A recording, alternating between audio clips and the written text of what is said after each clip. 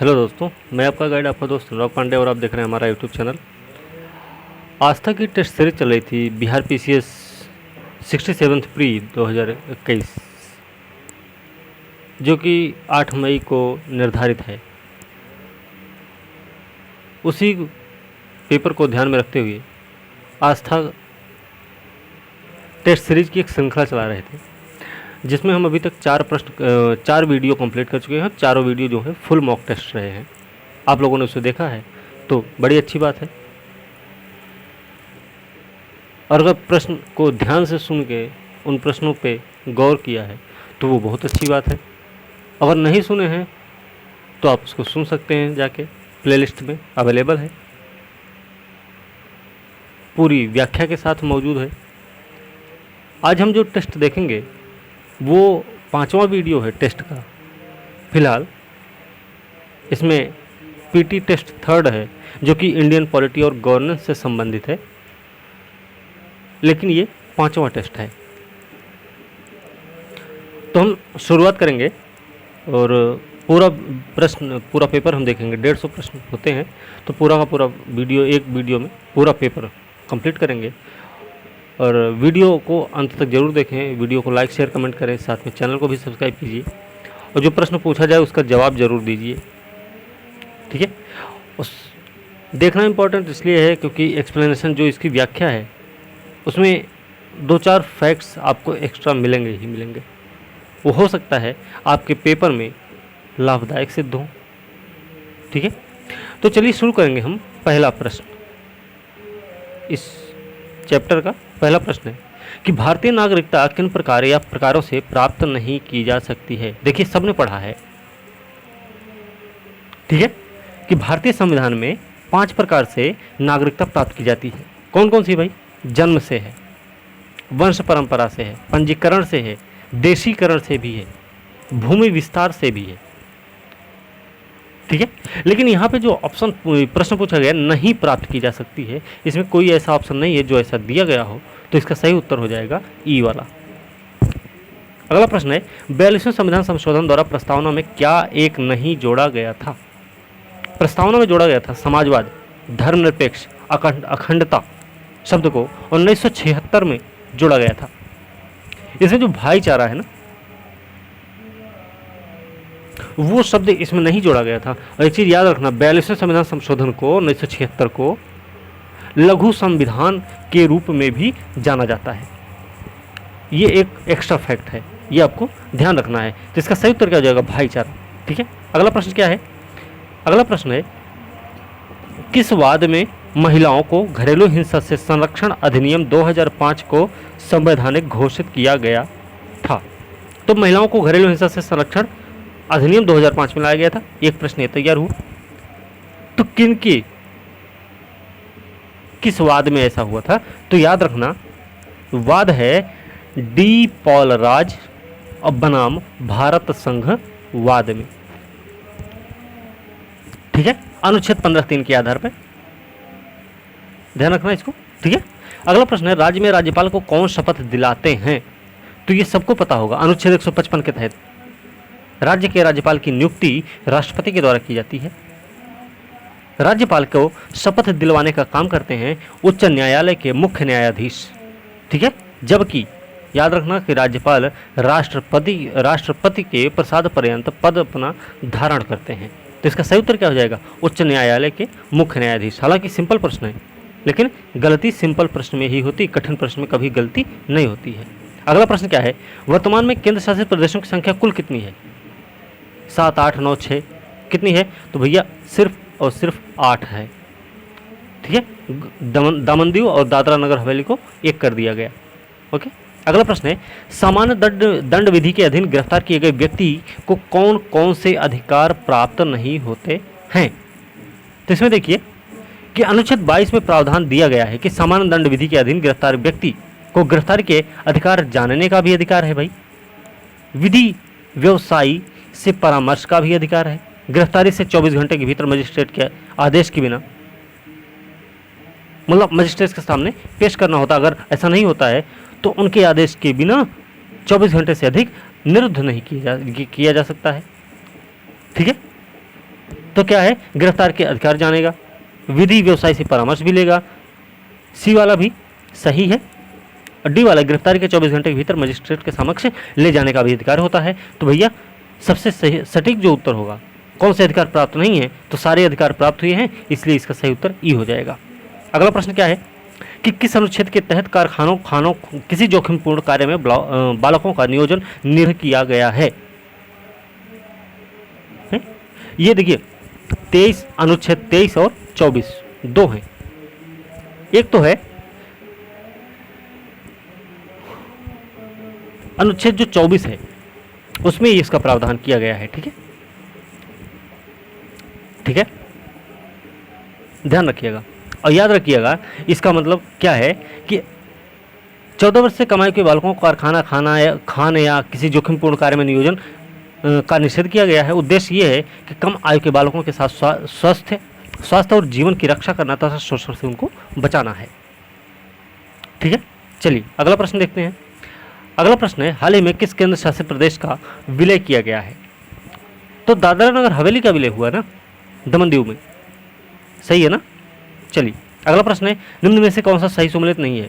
देखिए, बंदी प्रत्यक्षीकरण, to have the body of, मुझे शरीर चाहिए। हमने जो वीडियो बनाया था उसमें हमने आपको बताया था बंदी प्रत्यक्षीकरण का मतलब क्या होता है, उत्प्रेषण का मतलब क्या होता है, परमादेश का मतलब क्या होता है, प्रतिषेध का मतलब क्या होता है, अधिकार परीक्षा का मतलब क्या होता है, ये सब को हमने अर्थ बता रखा है। आपने वीडियो देखा है तो आपको याद होगा वो अच्छे से। तो पहला तो सही है। दूसरा परमादेश है, वी कमांड। परमादेश का मतलब हम आदेश देते हैं। प्रतिषेध का मतलब क्या है? प्रतिषेध का मतलब रोकना। अधिकार परीक्षा क्या है भाई? आप किस अधिकार से ये काम कर रहे हैं। ठीक है, तो इसका सही उत्तर क्या हो जाएगा? सी हो जाएगा। अगला प्रश्न देखते हैं, वर्तमान संसद भवन का ढांचा किस प्राचीन मंदिर से मिलता है? संस्कृत जो ढांचा है ना, 64 योगिनी मंदिर जो कि मध्य प्रदेश में स्थित है उससे मिलता जुलता है। 64 योगिनी मंदिर 101 खंभों पर और संसद भवन 144 मजबूत स्तंभ पर टिका होगा। दोनों ही गोलाकार संरचना के हैं। योगिनी मंदिर में 64 कक्ष हैं, संसद भवन में 340 कक्ष हैं। जिस तरह मंदिर के बीच एक विशाल कक्ष है जिसमें बड़ा शिव मंदिर है, उसी तरह संसद भवन के बीच में भी एक विशाल हॉल है। तो सही उत्तर क्या हो जाएगा? 64 योगिनी मंदिर। अगला प्रश्न है, संविधान के किस भाग में मूल कर्तव्य का प्रावधान किया गया? ये सबको पता होगा। भाग 4 का में, भाग 4 में डीपीएसपी दिया गया है 36 से 51 के बीच में, अनुच्छेद 36 से 51 के बीच में, जिसमें 3 सिद्धांतों का वर्णन है, गांधीवादी, समाजवादी और उदारवादी दृष्टिकोण की चर्चा की गई है। इन्हीं के तीनों के तहत डीपीएसपी की चर्चा मिलती है हमें। जो मूल कर्तव्य मूल रूप से 10 थे, लेकिन शिक्षा का जो अधिकार आया उसको बाद में जोड़ा गया मूल कर्तव्य 11 के रूप में। अगला प्रश्न है, 42वें संविधान संशोधन के दौरान किस अनुच्छेद के माध्यम से श्रमिकों के प्रबंधन में भागीदारी सुनिश्चित की गई? 42वां 1976। तो इसमें देखिए, इसमें सही उत्तर है 43A के तहत। अब इसमें बताना है कि 43 जो ए है ना, ये गांधीवादी दृष्टिकोण है या उदारवादी है या समाजवादी दृष्टिकोण है।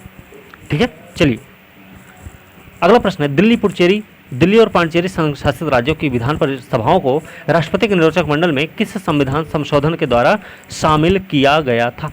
तो ये 70वां संविधान संशोधन है। आपने वीडियो अगर पॉलिटी वाला देखा है तो आपको मिल जाएगा वहां पे। 70वां संविधान संशोधन अधिनियम के तहत हुआ है। एनसीआर दिल्ली है, और याद रखना दिल्ली को एनसीआर घोषित किया गया कब? 69 अमेंडमेंट के तहत। 69वां संविधान संशोधन अधिनियम 1992 और 70वें 1992 के तहत इसको राष्ट्रपति के निर्वाचक मंडल में शामिल किया गया था। तो 70वां संविधान संशोधन है, याद रखना।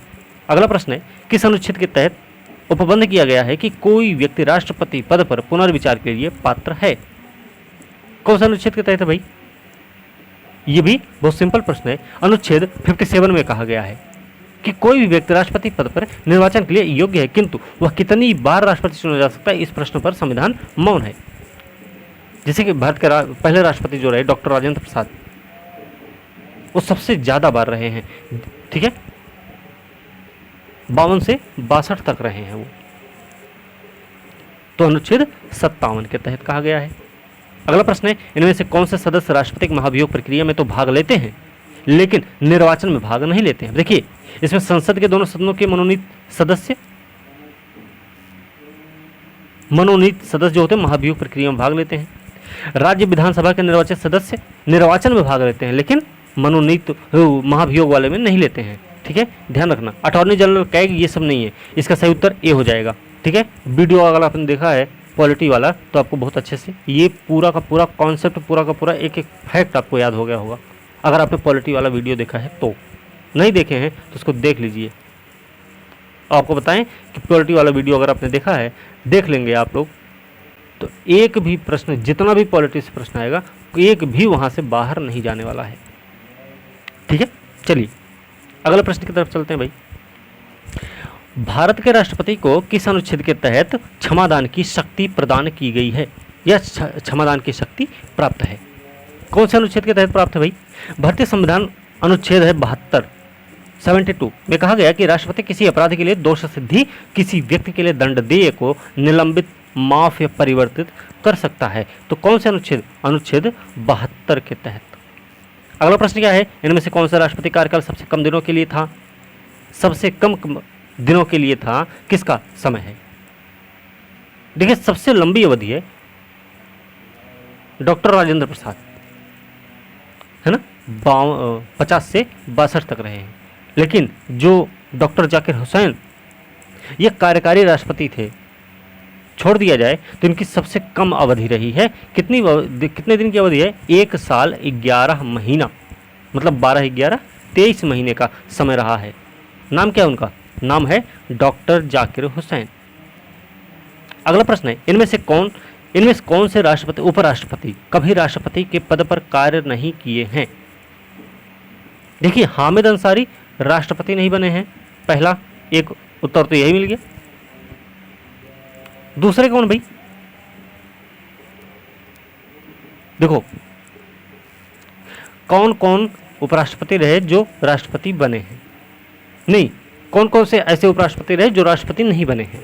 तो सबसे पहले देख लेंगे भैया, GS पाठक, गोपाल स्वरूप पाठक, BD जत्ती, मोहम्मद हिदायतुल्लाह, भैरव सिंह शेखावत, हामिद अंसारी ऐसे उपराष्ट्रपति रहे हैं जो कभी राष्ट्रपति नहीं बने हैं। तो कौन कौन भैया? भैरव सिंह शेखावत हैं, हामिद अंसारी भी हैं, मोहम्मद हिदायतुल्लाह तो रहे हैं, नहीं वो भी उपराष्ट्रपति रहे लेकिन राष्ट्रपति नहीं बने। तो इसमें सही उत्तर क्या हो जाएगा? ई हो जाएगा, क्योंकि एक से अधिक उत्तर सही है। लेकिन KR नारायणन कौन थे?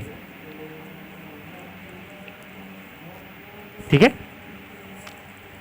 ये राष्ट्रपति रहे हैं। ओके, याद रखना एक चीज और, एक फैक्ट, कि व्यक्ति के अनुसार व्यक्तिगत क्रम में देखा जाए तो 13वें उपराष्ट्रपति हैं श्री M वेंकैया नायडू।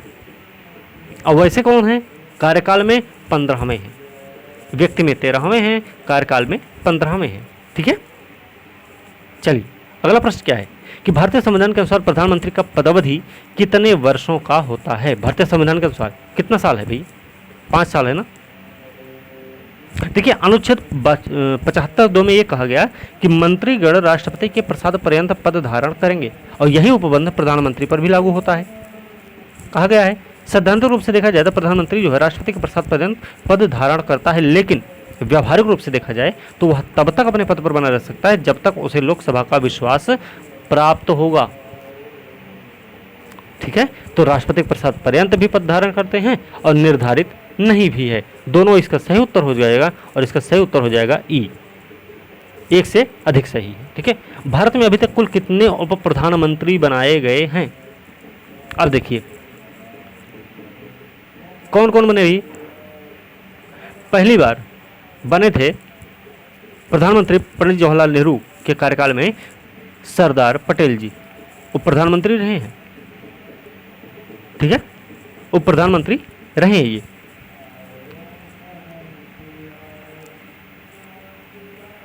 और याद रखना, अटल जी की जब सरकार थी ना तब उप प्रधानमंत्री बने थे, नाम है उनका लाल कृष्ण आडवाणी।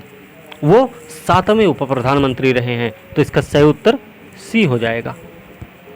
ओके, अगला प्रश्न क्या है, किस अनुच्छेद के तहत महान्यायवादी को अधिकार प्राप्त होता है कि वह संसद के दोनों सदनों की कार्यवाही में भाग ले सकता है?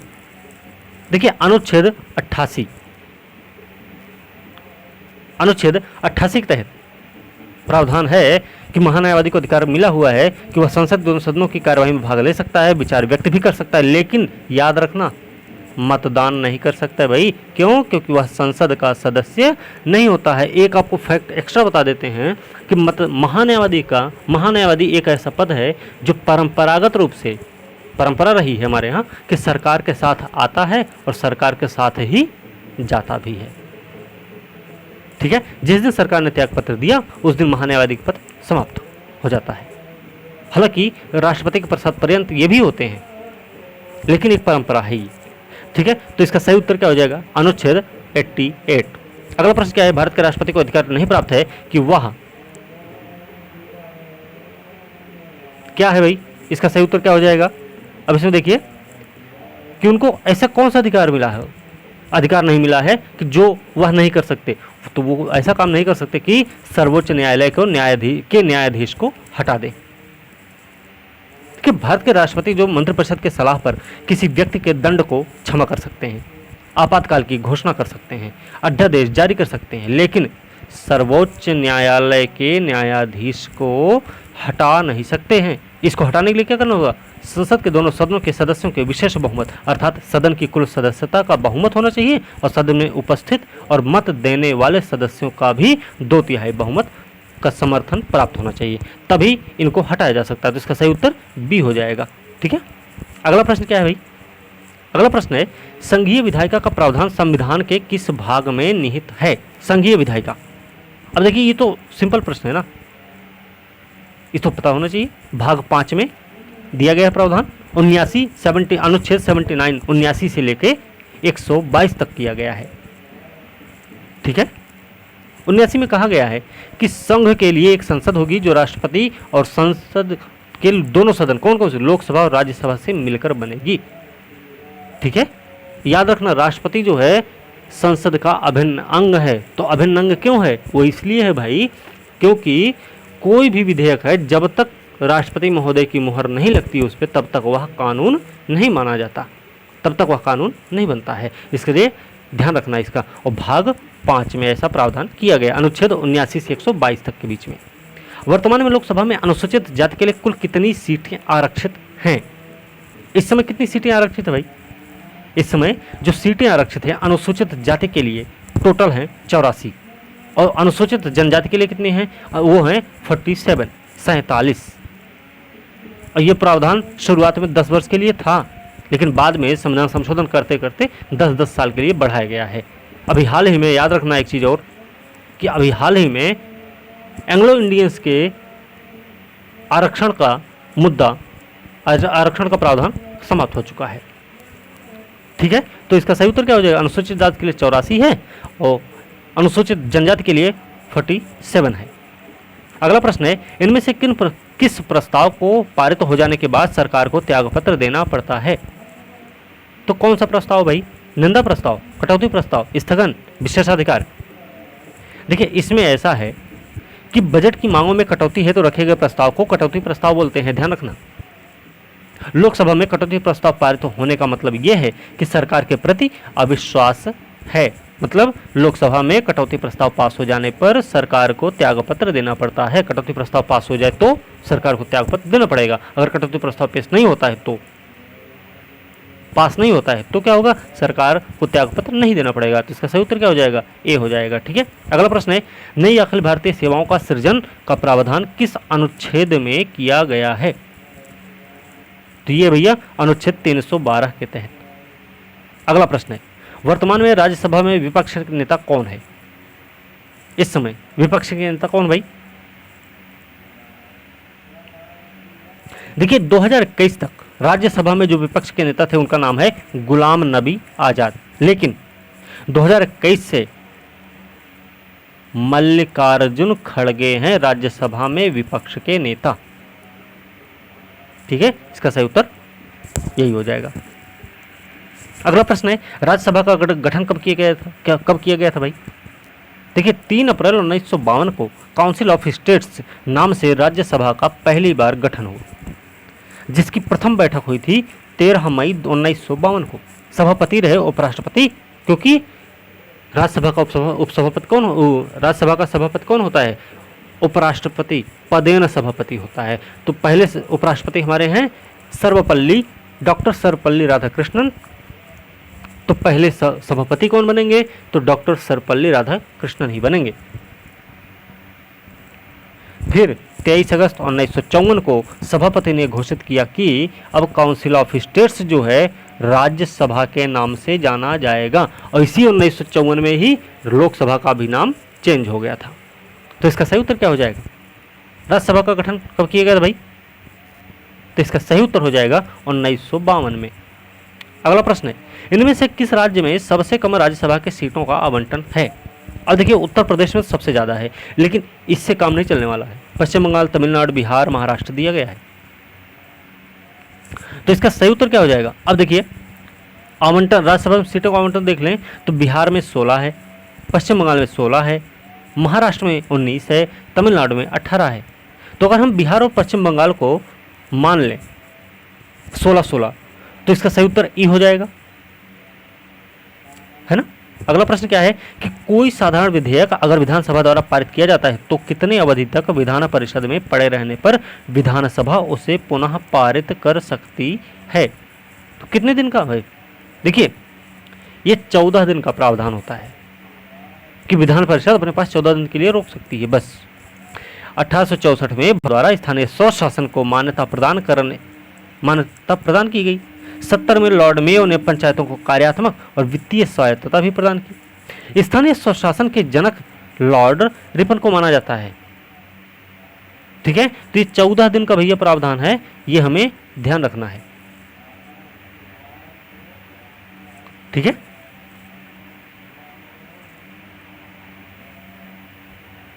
नहीं एक मिनट 14 दिन नहीं है, ये 3 महीना है। ठीक है, अगला प्रश्न देखते हैं, 31 नंबर प्रश्न। किसे स्थानीय शासन का जनक कहा जाता है? स्थानीय स्वशासन का जनक किसको कहा जाता है? सबको पता होगा, लॉर्ड रिपन को बोला जाता भाई। ठीक है, अभी एक प्रश्न आया हुआ था उत्तराखंड पीसीएस में कि वित्तीय विकेंद्रीकरण के लिए किसको जाना जाता है? तो लॉर्ड मेयो वित्तीय विकेंद्रीकरण का सिद्धांत लाया था, लॉर्ड मेयो है, जिसके समय में भारत की पहली जनगणना हुई थी। व्यवस्थित नहीं बोल रहे, सिर्फ पहली बोल रहे हैं हम। व्यवस्थित की बात होगी तो लॉर्ड रिपन के ही समय में आएगी वो, 1881 में। ठीक है, ध्यान रखना। चलिए अगला प्रश्न क्या है, इनमें से किस समिति ने पंचायती राज को संवैधानिक दर्जा प्रदान करने की सिफारिश की थी भैया? तो इसमें लक्ष्मी मल सिंघवी का नाम आएगा। कब बनी थी समिति? 1986 में। ठीक है, लेकिन यही नहीं, एक और है, पी के थुंगन समिति 1988 में आई। तो इन दोनों समितियों ने पंचायती राज संस्थाओं को संवैधानिक दर्जा प्रदान करने की सिफारिश की थी। तो इसका सही उत्तर क्या हो जाएगा? ए और बी दोनों हो जाएगा, तो इसका सही उत्तर ई हो जाएगा। ठीक है, अगला प्रश्न है, यदि पंचायत भंग होती है तो किस अवधि के अंदर निर्वाचन होंगे? ये वाला भी प्रश्न आया हुआ था उत्तराखंड पीसीएस में, तो इसका सही उत्तर 6 माह हो जाएगा। बस समझ रहे हैं ना। चलिए अगला प्रश्न देखते हैं, भारत के पंचायती राज व्यवस्था का वास्तुकार शिल्पी किसको माना जाता है? ये पीसीएस यूपी पीसीएस में प्रश्न पूछा गया है। तो इसमें हमने अभी जो पिछला वाला पेपर बनाया था उसमें हमने बताया भी था, इसमें नाम आता है BR मेहता, बलवंत राय मेहता को माना जाता है। ठीक है, अगला प्रश्न है, सुमेलित करना है भाई, कब कौन सी समिति बनी है? अब देखिए एक चीज़ तो पहली तो पता है, पीके थुंगन समिति 1988 में आई थी। ए का चौथा हम कर देते हैं, ए का चौथा कर देंगे। तो ए का चौथा देखिए अभी 2 में है, अशोक मेहता है, बलवंत राय मेहता, LM सिंघवी। तो पहले सबसे पहले आएगी बलवंत राय मेहता समिति। ये आई कब? 1957 में। बात समझ रहे हैं? 1957 में बलवंत राय मेहता समिति आई, मतलब सी का पहला है।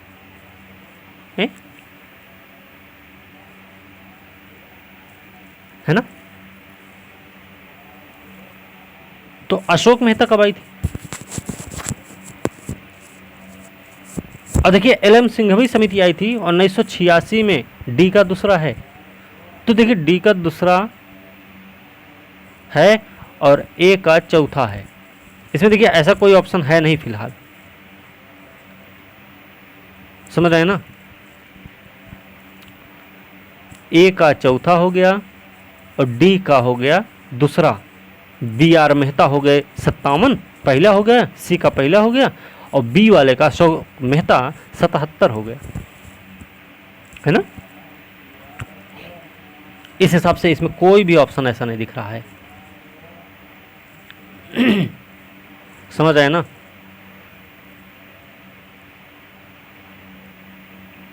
तो इसका सही उत्तर क्या हो जाएगा? इसका सही उत्तर ई हो जाएगा, ठीक है, ध्यान रखना। चलिए अगला प्रश्न देखते हैं। फोर्थ वर्ल्ड से क्या आशय है भाई?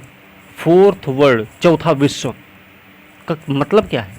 इसका मतलब है कि उन देशों को फोर्थ वर्ल्ड कहा जाता है जहां पेट्रोल निर्यात करने वाले देशों द्वारा कीमतें बढ़ाने के कारण आर्थिक संकट में वो पड़ जाते हैं। इनमें अधिकतर तृतीय विश्व के अर्ध विकसित विकासशील देश शामिल होते हैं। यह देश आर्थिक संकट के कारण अपने विदेशी ऋण चुकाने में असमर्थ होते हैं और भारत इनमें से एक है। जो देश पेट्रोल के बढ़ते मूल्यों के कारण आर्थिक संकट में आ जाते हैं वही है फोर्थ वर्ल्ड। तो इसका सही उत्तर ए है और भारत इसमें शामिल है, ध्यान रखना। अगला प्रश्न क्या है? अगला प्रश्न है कि भारत कौन सा देश है जिन्होंने इच्छा मृत्यु का अधिकार दिया है? कई सारे देश दे चुके हैं, तो किस नंबर का भारत है? तो भारत से पहले देखो कौन कौन से दिया है। स्विट्जरलैंड ने दिया है, नीदरलैंड है, लग्जमबर्ग है, अल्बानिया है, कोलंबिया है, Germany, Japan, Canada, Belgium, Britain, Ireland, चीन, New Zealand, Italy, Spain, Denmark, France, Romania, Finland में इच्छा मृत्यु का अधिकार दिया गया है। इसके अमेरिका के साथ ऑस्ट्रेलिया के एक राज्य में भी यह कानून है। तो याद रखना भारत जो है भैया 22वां देश है ऐसा जहां पर इच्छा मृत्यु का अधिकार दिया गया है। तो इसका सही उत्तर ए हो जाएगा। अगला प्रश्न देखते हैं। राष्ट्रीय हरित न्यायाधिकरण की स्थापना कब की गई थी? राष्ट्रीय हरित न्यायाधिकरण मतलब एनजीटी। तो एनजीटी की स्थापना हुई है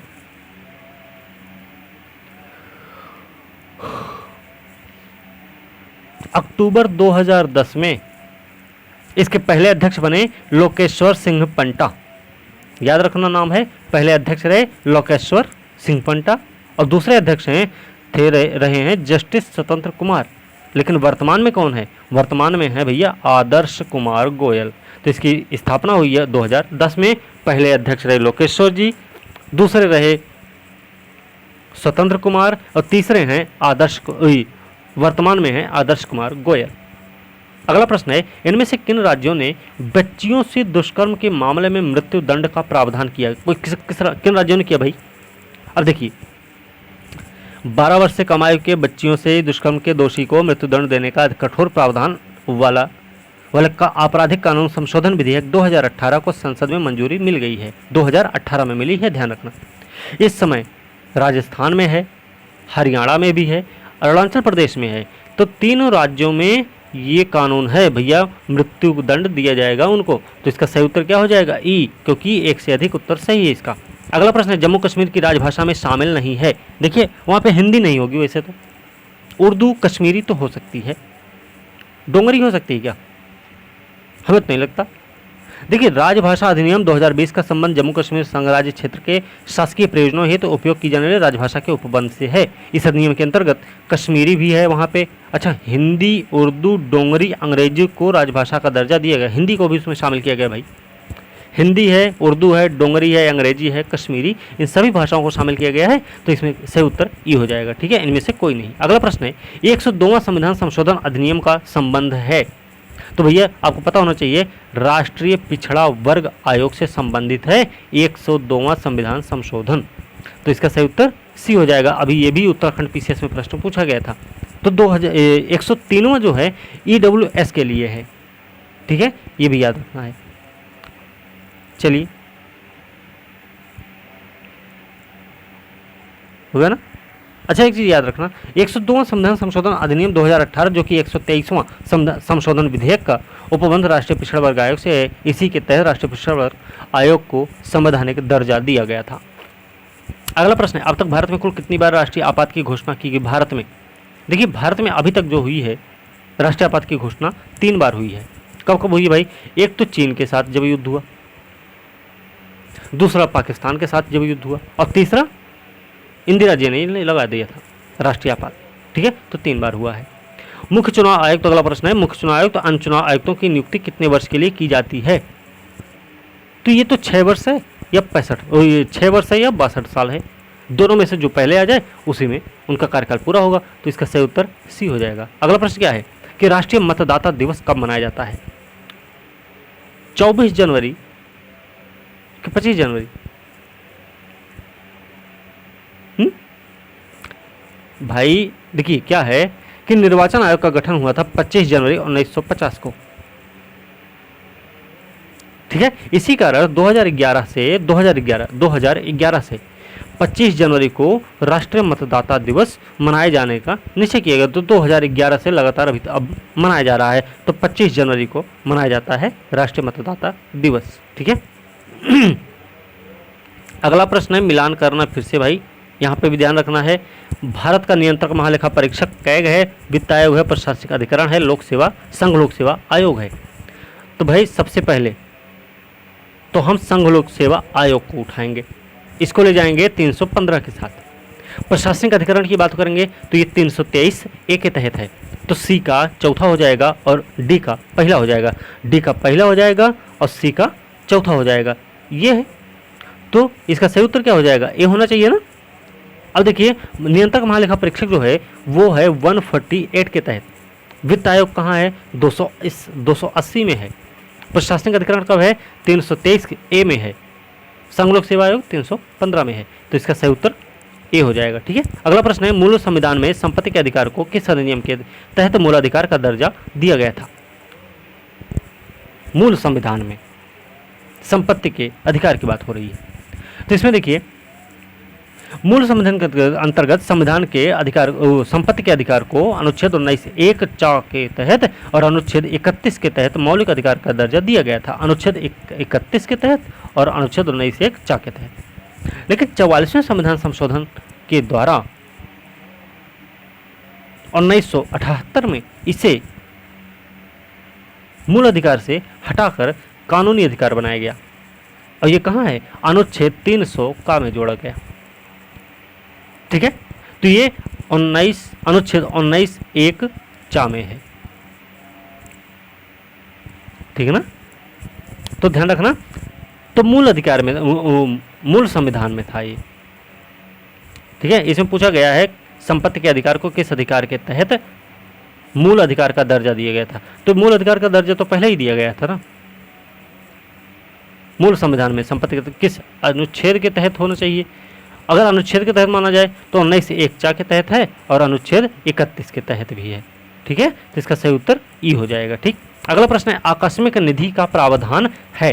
देखिए 267 और अनुच्छेद 267 क्लॉज 1 के तहत, अनुच्छेद 267 के तहत है आकस्मिक भारत की आकस्मिक निधि का गठन, और अनुच्छेद 267 1 के तहत है राज्यों की आकस्मिक निधि का गठन। तो इसका सही उत्तर क्या हो जाएगा? बी हो जाएगा। ठीक है, हमें ध्यान रखना इसका। अगला प्रश्न क्या है, वर्तमान में कैग है, कौन है भाई वर्तमान समय में? कैग हैं गिरीश चंद्र मुर्मू।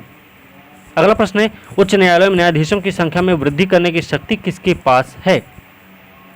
देखिए संसद के पास है। ठीक है, ये वाली शक्ति। ठीक है, तो इसका सही उत्तर ए हो जाएगा। किस न्यायाधीश की, अगला प्रश्न, किस न्यायाधीश की अध्यक्षता में अयोध्या मंदिर निर्माण का निर्णय लिया गया? किस न्यायाधीश की अध्यक्षता में लिया गया भाई? तो इसका सही उत्तर हो जाएगा, सर्वोच्च न्यायालय ने लगातार 41 दिनों तक, लगातार 41 दिन, कब से कब तक? 6 अगस्त से लेकर 16 अक्टूबर तक सुनवाई के पश्चात तत्कालीन मुख्य न्यायाधीश कौन है? रंजन गोगोई की अध्यक्षता वाली 5 न्यायाधीशों की संविधान पीठ ने अयोध्या मंदिर निर्माण पर फैसला सुनाया। तो नाम क्या है? नाम भैया श्री रंजन गोगोई। अगला प्रश्न है, नए संसद भवन का निर्माण किस कंपनी द्वारा किया जा रहा है भाई? नए संसद भवन का निर्माण हो रहा है टाटा प्रोजेक्ट्स लिमिटेड के द्वारा किया जा रहा है। ठीक है, चलिए अगला प्रश्न देखते हैं। वर्तमान में सर्वोच्च न्यायालय के मुख्य न्यायाधीश कौन है? देखिए शरद अरविंद बोबड़े ये 47वें मुख्य न्यायाधीश थे भाई, 47 वाले। और NV रमन्ना है, नूतलापति वेंकट रमन्ना नाम है इनका। ये हैं 48 नंबर के मुख्य न्यायाधीश। इस समय सर्वोच्च न्यायालय में न्यायाधीशों की संख्या कुल कितनी है? तो आप याद रखना, एक मुख्य न्यायाधीश हैं और 33 अन्य न्यायाधीश हैं, ठीक है। लेकिन एक चीज़ और याद रखना, मूल रूप से इनकी संख्या 8 थी, एक ऐसे थी 1 + 7, धीरे धीरे बढ़ाई गई, इस समय 34 हो गई, ठीक है। चलिए अगला प्रश्न क्या है? राज्य सरकारों को अनुसूचित जाति से संबंधित सूची जारी करने के अधिकार हेतु पारित संविधान संशोधन विधेयक है। कौन सा संविधान संशोधन भाई? तो इसका सही उत्तर है, देखिए, अक्टूबर 2021 में लोकसभा में राज्य सरकारों को अपनी अनुसूचित जाति को सूचीबद्ध करने की शक्ति प्रदान करने वाला संविधान संशोधन विधेयक पारित किया गया। कब किया गया? 2021 में किया गया। ये 127वां संविधान संशोधन विधेयक है। अनुच्छेद 342 ए के खंड 1 और 2 में संशोधन करेगा। 127वां। इसके तहत नवीनतम राज्य सूची को पूरी तरह से राष्ट्रपति के दायरे से बाहर करने का प्रावधान बनाया गया है और इसे राज्य विधानसभा द्वारा अधिसूचित किया जाएगा। तो भैया संविधान संशोधन विधेयक है 127वां, और कब आया? 2021। कौन सा महीना? अक्टूबर महीना है, ठीक है ना। चलिए अगला प्रश्न है, वर्तमान में बिहार विधानसभा के अध्यक्ष कौन है? बिहार विधानसभा के अध्यक्ष कौन है इस समय? है भैया विजय कुमार सिन्हा। अगला प्रश्न है, बिहार में उप मुख्यमंत्री हैं। बिहार में उप मुख्यमंत्री कौन है? तो बिहार में उप मुख्यमंत्री भैया ध्यान रखना, तारा किशोर प्रसाद और रेणु देवी हैं। तो तारा किशोर प्रसाद भी हैं और रेणु देवी भी हैं। तो सही उत्तर ई हो जाएगा, ठीक है। अगला प्रश्न है, देश का पहला केंद्र शासित प्रदेश राज्य जिसके द्वारा सभी निवासियों अतिथि आबादी का 100% टीकाकरण लक्ष्य हासिल किया गया, वो है कौन सा? देखिए लद्दाख में सभी निवासियों और अतिथि आबादी का 100% कोविड-19 टीकाकरण लक्ष्य हासिल किया गया। आंकड़ों के अनुसार बताएं तो सभी पात्र आयु वर्ग के कुल 89,404 लोगों को कोविड वैक्सीन की पहली खुराक दी गई। लद्दाख को 31 अक्टूबर 2019 को जम्मू कश्मीर पुनर्गठन अधिनियम पारित करने के बाद एक केंद्र शासित प्रदेश के रूप में स्थापित किया गया था। तो याद रखना, इसका नाम है लद्दाख, केंद्र शासित प्रदेश है ये। अगला प्रश्न है, संसद आदर्श ग्राम योजना। संसद आदर्श ग्राम योजना की शुरुआत हुई थी, तो कब हुई थी भाई? तो इसकी शुरुआत हुई है 2014 में। इसकी शुरुआत राष्ट्र निर्माण के रूप में की गई 2014 में। मुख्य उद्देश्य प्रत्येक जिले में न्यूनतम एक आदर्श ग्राम का विकास करना है। निकटवर्ती ग्राम पंचायतों को उपायों को अपनाने के लिए प्रेरित करना है। इस योजना के तहत लोकसभा सांसदों को 2016 तक अपने निर्वाचन क्षेत्र में आदर्श ग्राम को विकसित करना था। तो कब से शुरुआत हुई? 2014 में। पहला। अगला प्रश्न है, स्वतंत्र भारत की पहली महिला न्यायाधीश कौन बनी? तो कौन बनी स्वतंत्र भारत की पहली महिला न्यायाधीश भाई? इसमें देखिए अन्ना चांडी नाम है इनका। ये भारतीय उच्च न्यायालय में पहली महिला न्यायाधीश थी जिन्हें 6 फरवरी 1959 को केरल उच्च न्यायालय में नियुक्त किया गया था। केरल उच्च न्यायालय में थी ये। इसके अतिरिक्त 1937 में एक जिला अदालत में भारत में पहली महिला न्यायाधीश भी बनी थी। तो इनका नाम है अन्ना चांडी, केरल में है, ठीक है। वर्तमान बिहार विधानसभा है, जो वर्तमान की बिहार विधानसभा वो कौन सी है? 17वीं है, ध्यान रखना। चलिए अगला प्रश्न देखते हैं, राज्यों में संवैधानिक व्यवस्था के भंग हो जाने पर किस अनुच्छेद के तहत राज्यों में राष्ट्रपति शासन लागू किया जाता भैया? तो ये लागू होता भाई 356 के तहत, ठीक है। 2 आधारों पर होता है, 356 के तहत और 365 के तहत भी, है ना, यही है। तो हमें ध्यान रखना है 356 के तहत भी और 365 के तहत भी। तो इसमें अनुच्छेद 365 दिए गए इसलिए सही उत्तर 356 दिया गया है, इसलिए सही उत्तर 356 होगा, ठीक है। सी वाला इसका बी वाला सही उत्तर हो जाएगा। अगला प्रश्न क्या है, केंद्र में द्वैध शासन किस अधिनियम के तहत लागू किया गया था? केंद्र में पहले राज्य में द्वैध शासन आया और केंद्र में आया क्या? द्विसदनीय व्यवस्था।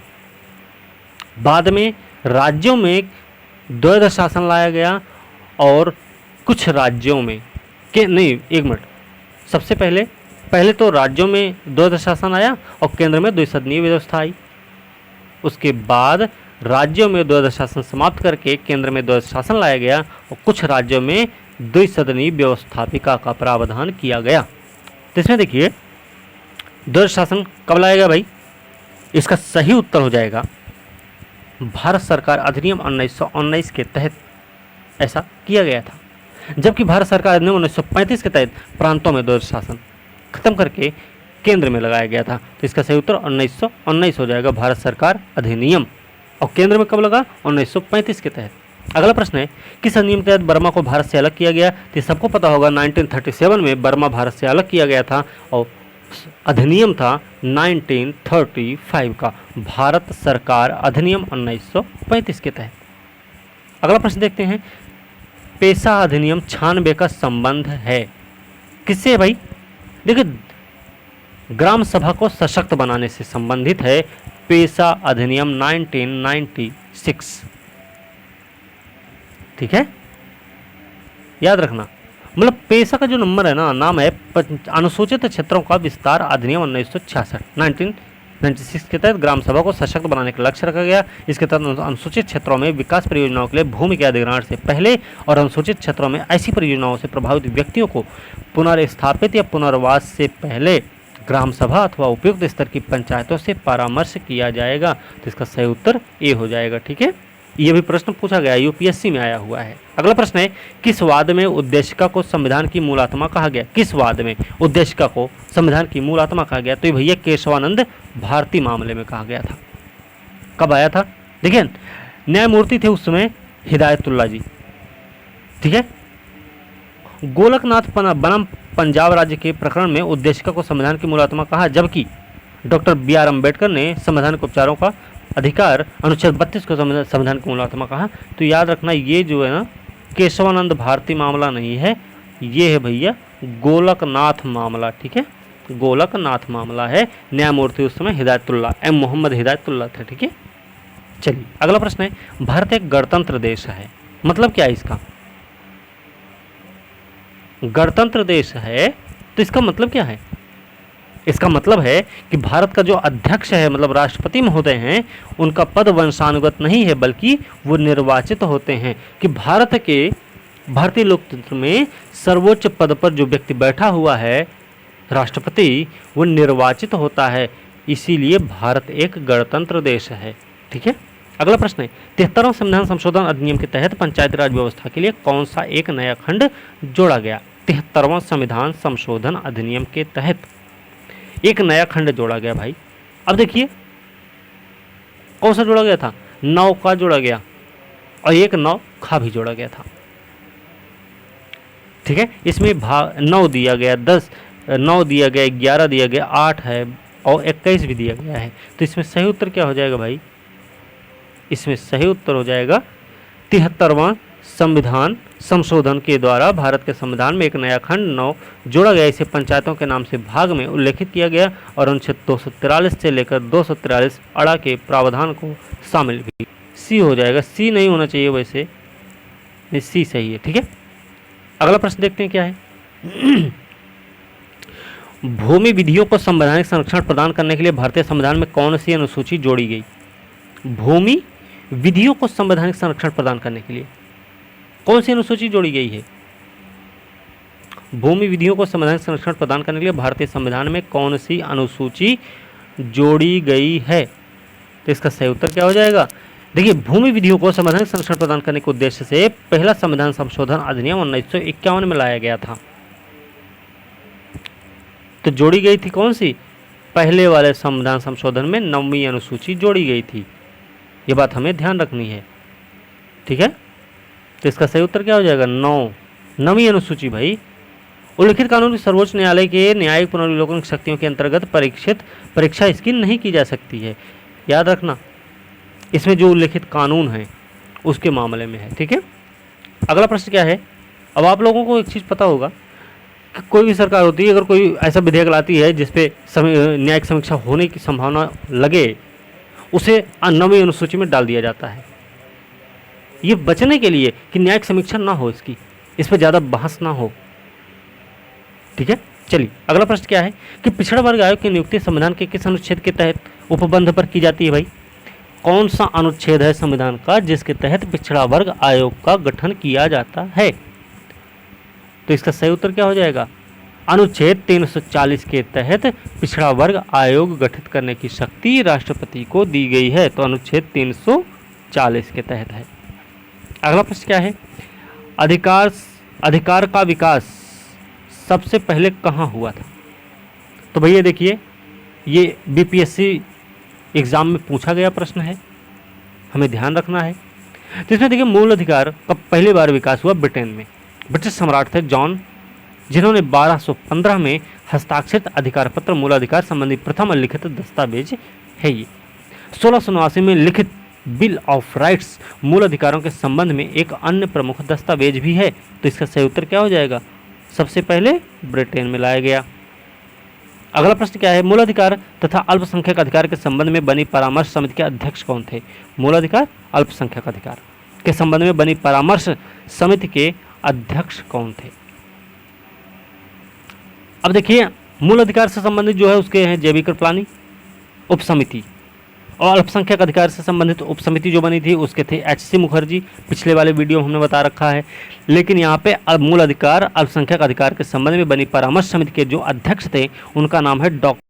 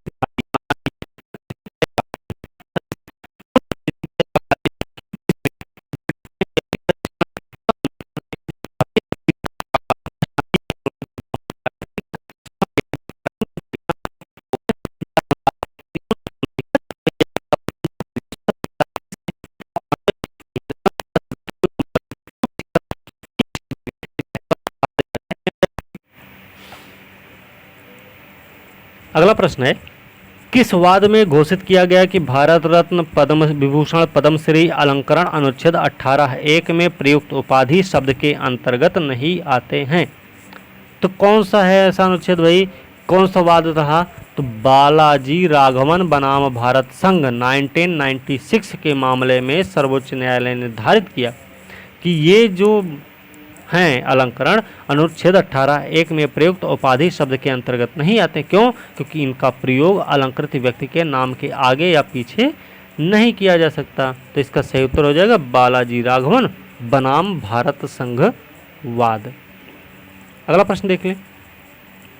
अगला प्रश्न है भाई कि इनमें से किस देश से नीति निर्देशक तत्व का भारतीय संविधान में शामिल किया गया है? नीति निर्देशक तत्व को भारतीय संविधान में शामिल किया गया है किस देश से? तो ये भैया आयरलैंड से लिया गया है। ये आपको अभी मैंने बताया है पीछे ही। और राष्ट्रपति का जो पद है वो भी है, राज्यसभा में सदस्यों के लिए जो प्रावधान वो भी वहीं से है। ठीक है, अगला प्रश्न है, निम्नलिखित में से कौन सा संविधान संशोधन अधिनियम वस्तु जीएसटी के का प्रावधान करता है? जीएसटी का प्रावधान कौन सा कर रहा है भाई? ये करता है 100वां संविधान संशोधन, है ना? नहीं, 101वां संविधान संशोधन करता है 2016। तो इसका सही उत्तर डी हो जाएगा। ठीक है, अगला प्रश्न है, निम्न में से कौन सा दल बदल कानून विरोध में आच्छादित नहीं है?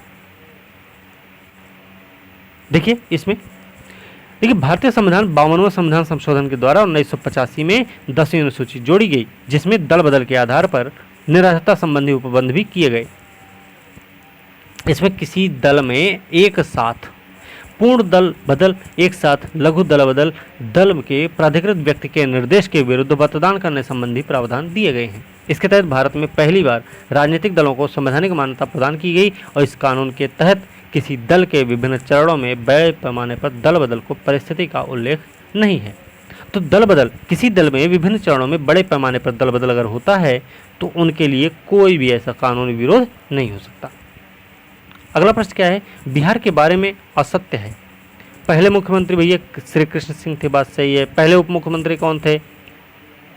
तो पहले उप मुख्यमंत्री हैं अनुग्रह नारायण सिंह। बिहार विधान परिषद की कुल संख्या कितनी है? 75 है। बिहार विधान परिषद में मनोनीत सदस्य कितने हैं? तो 12 हैं।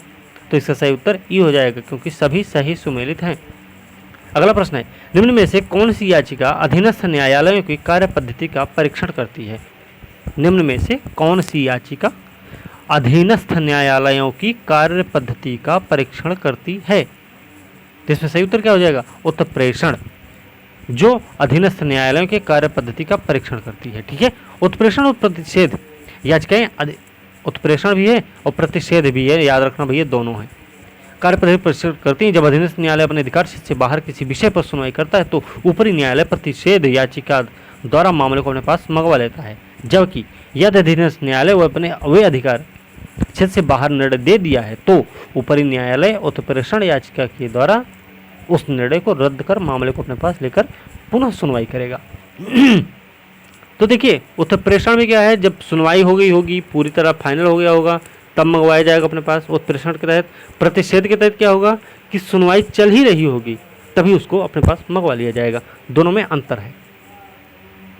अगला प्रश्न है, यह धन विधेयक है, इसका निर्णय कौन करता है? देखिए, धन विधेयक है या नहीं है, इसका निर्णय भैया लोकसभा अध्यक्ष करेगा और कोई नहीं करता। ठीक है, अगला प्रश्न है, भारतीय संविधान का कौन सा अनुच्छेद भारत की विदेश नीति से संबंधित है? भैया 51 है। ठीक है, याद रखना, ये डीपीएसपी में आता है। अगला प्रश्न क्या है, बंदी बनाए गए व्यक्ति का मौलिक अधिकारों रक्षा किस अनुच्छेद से प्रदत्त है?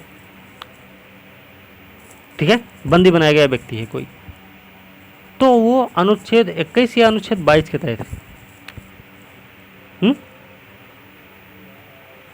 वैसे अनुच्छेद 22 है ना, कि कुछ दशाओं में गिरफ्तारी निरोध से संबंधित संरक्षण दिया गया है।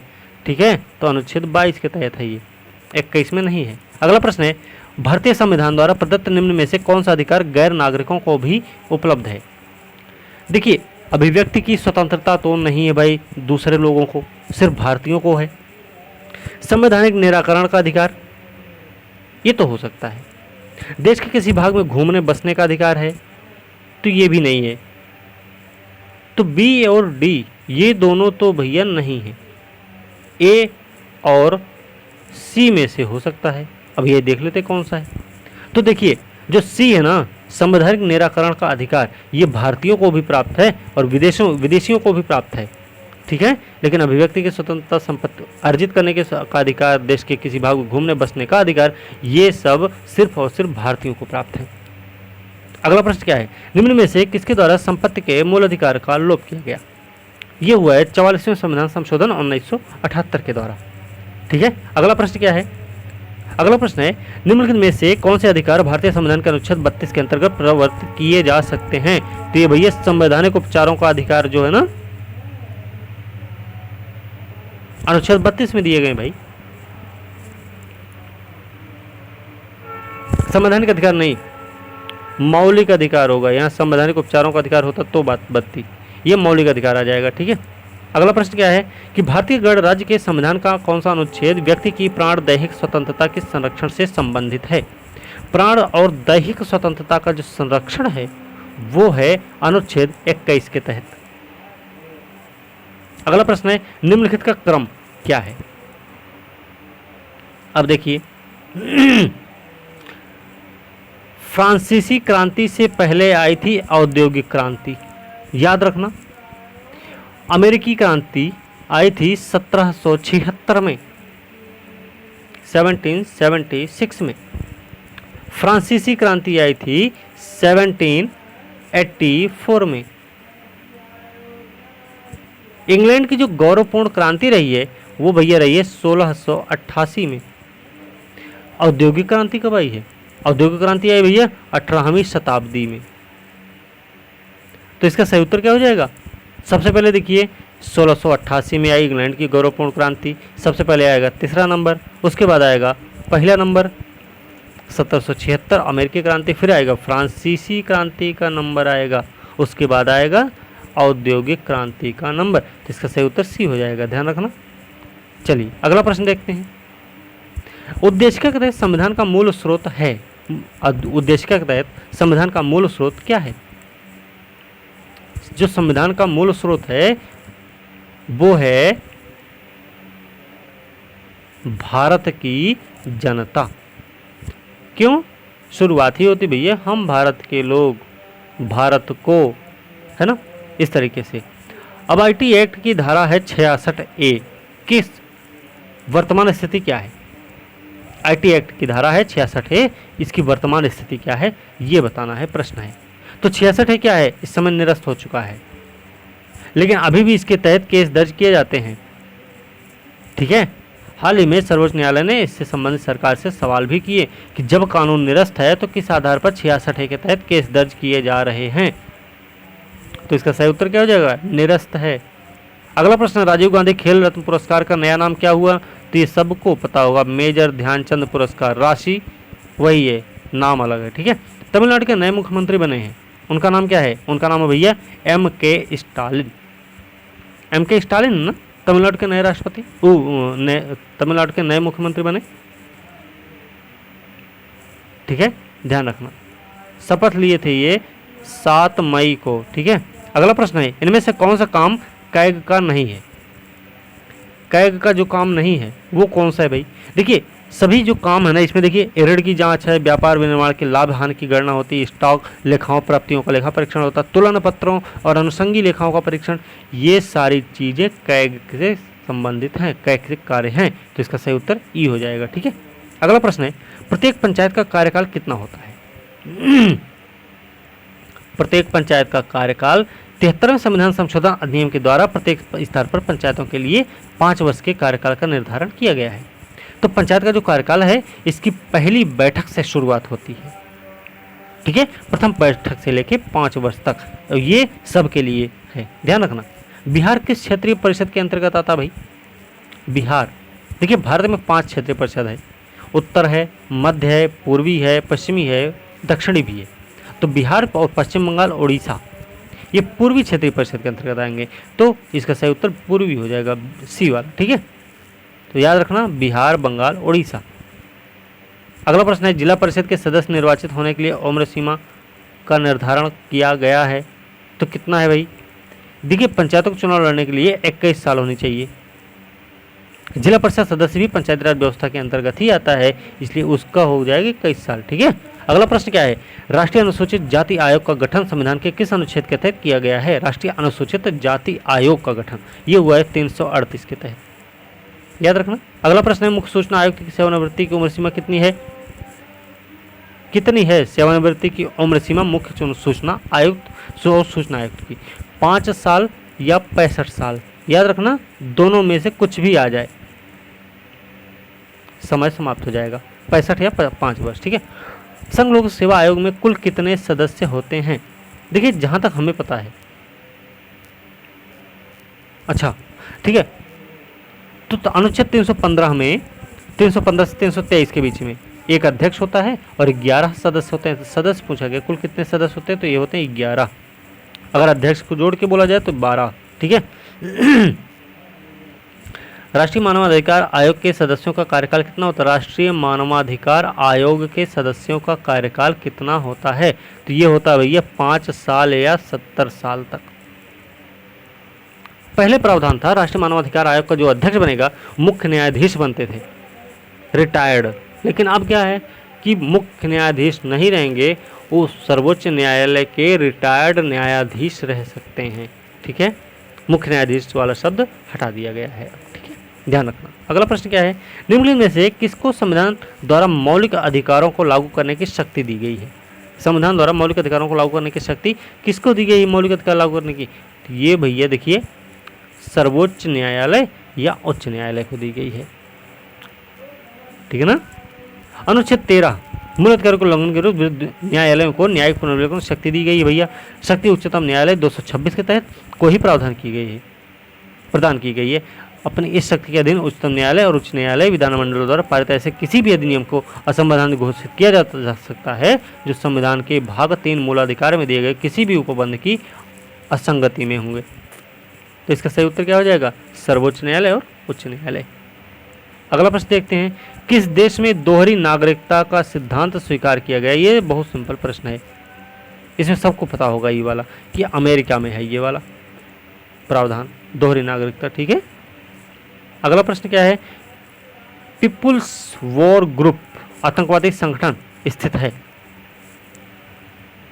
कहां पर है ये भैया देखिए, इसकी स्थापना हुई थी 22 अप्रैल 1980 को आंध्र प्रदेश में हुई थी। आंध्र प्रदेश में कहाँ? कोंडापल्ली सीतारामैया नाम व्यक्ति ने की थी, नक्सली नेता थे, कोंडापल्ली सीतारामैया नाम है। तो भैया आंध्र प्रदेश का है पीपुल्स वॉर ग्रुप। ठीक है, भारत में संघ राज्यों का प्रशासन होता है, भारत में संघ राज्यों का जो प्रशासन होता है वो 239(1) के अनुसार संसद द्वारा बनाई गई विधि अन्यथा उपबंधित के सिवाय प्रत्येक संघ राज्य क्षेत्र का प्रशासन राष्ट्रपति द्वारा ऐसे पदाभिधान सहित नियुक्त किए गए प्रशासक के माध्यम से किया जाता है। तो इसका सही उत्तर राष्ट्रपति द्वारा हो जाएगा। ठीक है, और याद रखना 239(1) के तहत है ऐसा। गो कैबिनेट किस राज्य में बनाया गया? गौ कैबिनेट किस राज्य में बनाया गया? तो ये बनाया गया भैया मध्य प्रदेश में। अगला प्रश्न है, जो प्रस्ताव अपने आप में पूर्ण होता है उसे किस प्रकार का प्रस्ताव कहते हैं? जो अपने आप में पूर्ण हो उसको देखिए, मूल प्रस्ताव एक ऐसा प्रस्ताव होता है जो अपने आप में पूरा होता है भाई। इसे इस प्रकार तैयार किया जाता है कि उससे सदन के फैसले की अभिव्यक्ति हो सके। अभिलेखित प्रस्ताव मूल प्रस्ताव है, जैसे राष्ट्रपति के अभिभाषण पर धन्यवाद प्रस्ताव होता है, अविश्वास प्रस्ताव, विशेषाधिकार प्रस्ताव, लोकसभा के अध्यक्ष उपाध्यक्ष अथवा राज्यसभा के उपाध्यक्ष को निर्वाचित करने हटाने के लिए जो प्रस्ताव होते हैं, यही सब क्या हैं? मूल प्रस्ताव होते हैं भाई। तो इसका सही उत्तर बी हो जाएगा। ठीक है, अगला प्रश्न देखते हैं। अगला प्रश्न है, वरीयता क्रम में इनमें शीर्ष पर कौन है? देखिए कल भी ये प्रश्न था, नहीं कल वाले में कुछ और था, ऑप्शन कुछ और था। ठीक है, तो वरीयता क्रम में इसमें देखा जाए सबसे ऊपर तो राष्ट्रपति होते हैं, सबको पता है, उनके बाद उपराष्ट्रपति आएंगे, प्रधानमंत्री आएंगे, प्रधानमंत्री होते हैं। लेकिन प्रश्न में जो देखा जाएगा तो इसमें लोकसभा अध्यक्ष जो है वो सबसे शीर्ष पर है भैया। ठीक है, मुख्य न्यायाधीश के समान होते हैं ये। अगला प्रश्न है, साइन डाई शब्द का अर्थ है? साइन डाई शब्द का अर्थ क्या है? जब सदन को स्थगित करके समय आगामी बैठक की तिथि या समय नहीं बताया जाता है तो इसे सदन का अनिश्चित काल के लिए स्थगन कहा जाता है। तो साइन डाई जो है वो अनिश्चित काल के लिए स्थगन हिंदी रूपांतरण है। तो इसका सही उत्तर क्या होगा? बिना तिथि बताए ही संसदीय सदन को स्थगित कर देना। अगला प्रश्न है, लोकसभा के विघटन के पश्चात लंबित विधेयक क्या होता है? लोकसभा का मान लीजिए विघटन हो जाए तब क्या होगा भाई? तो देखिए अनुच्छेद 107 में लोकसभा के विघटन के पश्चात राज्यसभा में लंबित विधेयक जिसे लोकसभा ने पारित नहीं किया है समाप्त नहीं होते हैं, लेकिन राज्यसभा में लंबित विधेयक जो लोकसभा में पारित हो गया हो वो समाप्त हो जाता है। तो इसका सही उत्तर क्या हो जाएगा? ए, लोकसभा में लंबित सभी विधेयक समाप्त हो जाता है। डी, लोकसभा में लंबित अन्य सभी कार्य यथा प्रस्ताव, संकल्प, संशोधन, अनुदान की अनुपूरक मांगे ये सब समाप्त हो जाती हैं। तो इसका सही उत्तर क्या हो जाएगा? ई हो जाएगा, क्योंकि एक से अधिक प्रश्न सही है, इसमें स्टेटमेंट सही है। ठीक है, अगला प्रश्न है, इनमें से किस राष्ट्रपति की मृत्यु उसके कार्यकाल के दौरान ही हो गई थी? कार्यकाल के दौरान हुई थी। अब देखिए डॉक्टर जाकिर हुसैन फखरुद्दीन अली अहमद का निधन उनके कार्यकाल के दौरान ही हो गया था। डॉक्टर जाकिर हुसैन भारत के पहले मुस्लिम राष्ट्रपति थे और एम हिदायतुल्लाह जो थे वो पहले ऐसे सर्वोच्च न्यायालय के मुख्य न्यायाधीश थे जिन्हें कार्यवाहक राष्ट्रपति के रूप में कार्य करने का मौका मिला था। तो दो लोग हैं, जाकिर हुसैन हैं और फखरुद्दीन अली अहमद हैं। ठीक है, इसका सही उत्तर ई हो जाएगा। अगला प्रश्न क्या है, देश के किस रेलवे स्टेशन के ऊपर 5 सितारा होटल बनाया गया है? कौन सा रेलवे स्टेशन भाई जहां पे 5 सितारा होटल बनाया गया है? तो गुजरात की राजधानी गांधीनगर में देश का पहला एयरपोर्ट जैसा रेलवे स्टेशन होगा जिसकी छत के ऊपर 5 सितारा होटल भी बनाया जाएगा। साथ ही 2200 यात्रियों की क्षमता वाला कोर्स सर्वधर्म प्रार्थना गृह 318 कमरों का 5 सितारा होटल, थीम आधारित लाइटिंग, एयरपोर्ट जैसी सुविधाएं इस रेलवे स्टेशन पर यात्रियों को मिलेंगी। तो इसका सही उत्तर क्या हो जाएगा? गांधीनगर हो जाएगा। ठीक है, अगला प्रश्न क्या है? अगला प्रश्न है उच्च न्यायालय को रिट जारी करने की शक्ति किस अनुच्छेद के अंतर्गत दी गई है? देखिए 32 में तो उच्चतम न्यायालय को है और 226 जो है ना वो उच्च न्यायालयों के लिए है, अनुच्छेद 226 के तहत। अगला प्रश्न है संघीय प्रणाली के सरकार व्यवस्था की द्योतक विशेषताओं में सम्मिलित नहीं है। इसमें देखिए क्या है, संघीय प्रणाली की सरकार व्यवस्था। अब देखिए हमने वीडियो में पॉलिटी वाले वीडियो में बता रखा है संघीयात्मक व्यवस्था, एकात्मक व्यवस्था, संघात्मक लक्षण, एकात्मक लक्षण, ये सब हमने बता रखा है पहले ही। तो भारत का जो संविधान सरकार की संघीय प्रणाली की व्यवस्था करता है, इसकी महत्वपूर्ण विशेषता क्या है? द्विस्तरीय सरकार है, सही है। संविधान की सर्वोच्चता भी है कि नहीं? ये भी है। स्वतंत्र न्यायपालिका भी है क्या? ये भी है। द्विसदनीय व्यवस्था भी है और इसके अलावा क्या है? लिखित संविधान भी है। तो सही उत्तर क्या हो जाएगा? ई, क्योंकि उत्तर एक से अधिक है। अगला प्रश्न है इनमें से किसे हमारे संप्रभु लोकतांत्रिक गणतंत्र का भविष्य फल कहा गया है? लोकतांत्रिक गणतंत्र, संप्रभु लोकतांत्रिक गणतंत्र का भविष्य फल कहा गया है। तो किसे कहा गया है? ये कहा गया भैया उद्देशिका को। ठीक है, याद रखना। अगला प्रश्न है इनमें से किस अधिकार में संसद द्वारा संशोधन के पश्चात उस पर चुनौती नहीं दी जा सकती है? कौन सा भाई? इसमें देखिए जो अधिकार किसी देश के कानून में दिया हो कानूनी अधिकार होता है। कानूनी अधिकार से संसद संशोधन कर सकती है और इसमें के संशोधन पर कोर्ट में चुनौती नहीं दी जा सकती। तो कानून संशोधन है, कानूनी अधिकार है। ठीक है, अगला प्रश्न है किस घटनाक्रम के दौरान मूल अधिकार पर कोई प्रभाव नहीं पड़ता है? तो देखिए मूल अधिकार पर कोई प्रभाव ऐसे कैसे नहीं पड़ेगा भाई? मूल अधिकार तो निलंबित होते हैं, है ना। तो इसमें देखिए क्या है कि अनुच्छेद 356 में राष्ट्रपति शासन का प्रावधान है और 360 में वित्तीय आपातकाल का भी प्रावधान है। इन दोनों घटना के दौरान मूल अधिकार पर कोई प्रभाव नहीं पड़ता है। ठीक है, तो राष्ट्रपति शासन भी है, वित्तीय आपातकाल भी है। तो इसका सही उत्तर डी हो जाएगा। ठीक है, याद रखना। अगला प्रश्न क्या है? अगला प्रश्न है 12वीं अनुसूची में कितने विषयों को शामिल किया गया? 12वीं अनुसूची में कितने विषय शामिल है भाई? 12वीं अनुसूची का संबंध है नगर पालिका से। इसमें 74वां संविधान संशोधन अधिनियम 1992 द्वारा जोड़ा गया। इसमें नगर पालिका की शक्ति, प्राधिकार, जिम्मेदारी का वर्णन है। इसमें कुल 18 विषय शामिल हैं। तो 29 विषय कहाँ हैं? ये पंचायत वाले में है। 11वें में 29 विषय हैं, 243 जी के तहत जोड़ा गया है। ठीक है, अगला प्रश्न है निम्नलिखित में से किसने भारतीय संविधान को वकीलों का स्वर्ग कहा है? तो किसने कहा था भाई? संविधान सभा के सदस्यों में एक सदस्य हैं HK माहेश्वरी। इनका कहना था कि जो प्रारूप है लोगों को अधिक मुकदमेबाज बनाता है, अदालतों की ओर अधिक उन्मुख होंगे, सत्य और अहिंसा के तरीकों का वे पालन नहीं करेंगे। यदि मैं ऐसा कह सकूं तो यह प्रारूप वास्तव में वकीलों का स्वर्ग है। तो नाम क्या है? HK माहेश्वरी नाम है इनका। ठीक है, अगला प्रश्न है केंद्र में कौन सा एक्ट द्विसदनीय विधायिका लाया गया? कौन से एक्ट के तहत केंद्र में द्विसदनीय विधायिका का प्रावधान किया गया? हमने बता दिया था द्विसदनीय विधायिका केंद्र में लाई गई कब? ये लाई गई 1919 के तहत। ठीक है, और राज्य में द्वैध शासन लाया गया। अगला प्रश्न है भारतीय संविधान सभा की स्थापना कब की गई थी? भारतीय संविधान सभा की स्थापना हुई थी 9 दिसंबर 1946 को। ठीक है ना, तो इसका सही उत्तर ये हो जाएगा। अगला प्रश्न है भारतीय संविधान को अपनाया गया था कब? भैया देखो संविधान सभा द्वारा अपनाया गया पहली बात तो। ठीक है, तो इसका सही उत्तर क्या हो जाएगा? देखिए 11वां अधिवेशन है। कई बार पूछा गया कितना अधिवेशन हुआ था टोटल? 26 दिसंबर 1949 को भारतीय संविधान संविधान सभा द्वारा अपनाया गया था। इसका सही उत्तर संविधान सभा हो जाएगा। अगला प्रश्न क्या है कि राज्य और केंद्रीय सरकार को प्राधिकार प्राप्त होता है। राज्य और केंद्रीय सरकार को प्राधिकार मिलता कैसे? ये मिलता है भारत के संविधान से। क्यों? क्योंकि भारतीय शासन प्रणाली का स्रोत उसका संविधान ही है। अगला प्रश्न है संविधान संशोधन जो सुमेलित नहीं है। अब देखो भैया